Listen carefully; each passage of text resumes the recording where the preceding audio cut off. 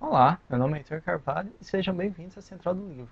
E hoje nós vamos comentar sobre O Fantasma de Luís Buñuel, da Maria José Silveira. Esse livro tem como ponto de partida um comentário que o cineasta espanhol Luís Buñuel deixou no seu livro de memórias que dizia que ele não se importava de morrer, o que ele ficava chateado de sair do palco do mundo sem saber como que ia terminar a história. E que se ele pudesse, ele gostaria de levantar do túmulo dele a cada 10 anos, ir para uma banca de jornal, comprar alguns jornais do dia, se inteirar do que estava acontecendo e depois disso ele voltaria de bom grado para o túmulo para poder descansar por 10 anos.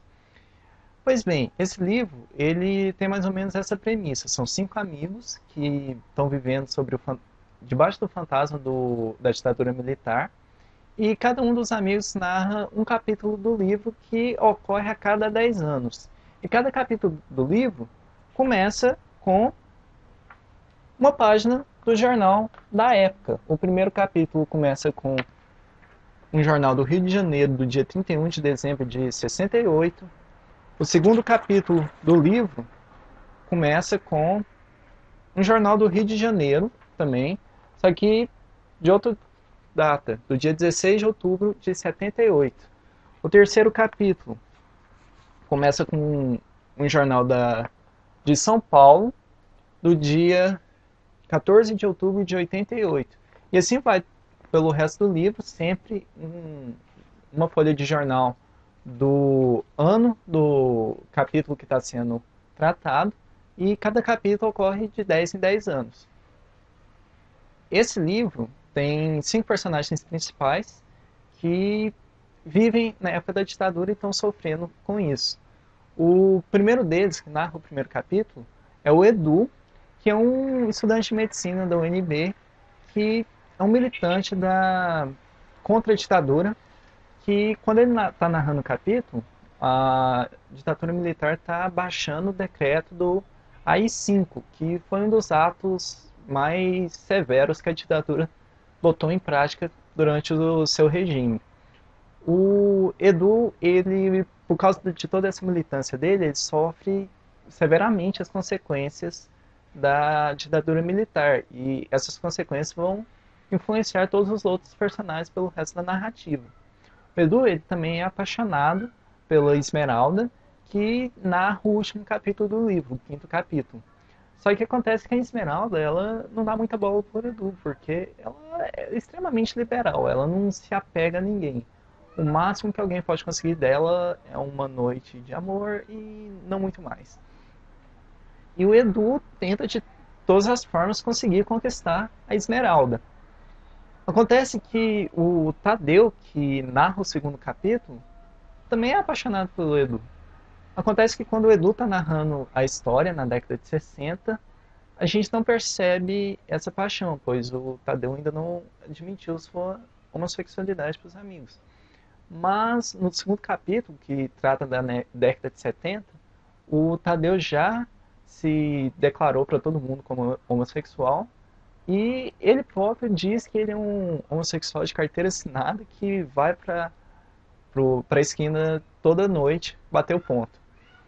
E como muitos homossexuais, ele sofre bastante preconceito, principalmente devido à época que ele vive, a década de 70.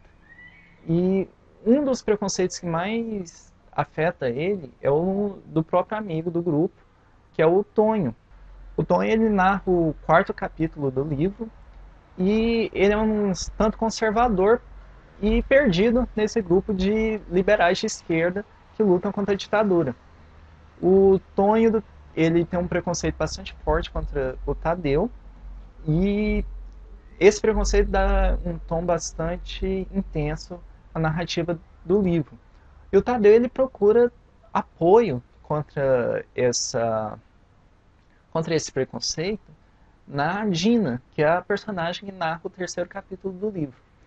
A Dina, ela é essa amigona que tenta conciliar os conflitos de todos os personagens. E isso traz uma estrutura da história bastante interessante que eu achei. Que o Tadeu, ele tem esse conflito com o Tonho, e eles estão em capítulos exatamente opostos, que são o segundo capítulo e o quarto capítulo. enquanto o Edu e a Esmeralda, eles têm essa paixão mal resolvida, eles ficam no primeiro e no último capítulo. E bem no meio tá a Dina, que é essa amigona de todo mundo que tenta fazer a ponte nos conflitos de todos que estão na narrativa da história.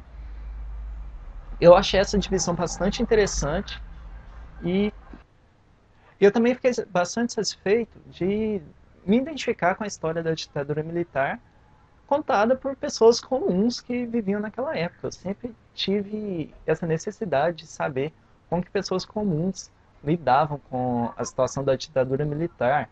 Na verdade, com todos os momentos históricos que eu já estudei, principalmente durante o ensino médio, eu ficava me perguntando como que uma pessoa comum lidava com aquela situação. Mas a ditadura militar foi um momento que sempre chamou minha atenção, pois os meus pais, os meus avós viveram nesse período. E eu sempre perguntei para eles como que era viver nesse período e nunca tive uma resposta satisfatória que conseguisse me mostrar exatamente o que era viver naquela época. E esse livro ele conseguiu me transportar para pele de uma pessoa que vivia na época. É um livro bastante interessante, eu não sei como que mais pessoas não falam sobre ele, eu não vi nenhum vídeo aqui no YouTube que fala sobre ele. E eu gostaria de saber se você já leu esse livro, eu gostaria de saber sua opinião sobre ele. E se você ainda não viu esse livro, bem, deixa um gostei aqui no vídeo, se inscreve no canal e sai correndo para conseguir achar um Fantasma de Luiz Miguel para você poder dar sua opinião. Muito obrigado e vejo vocês no próximo vídeo.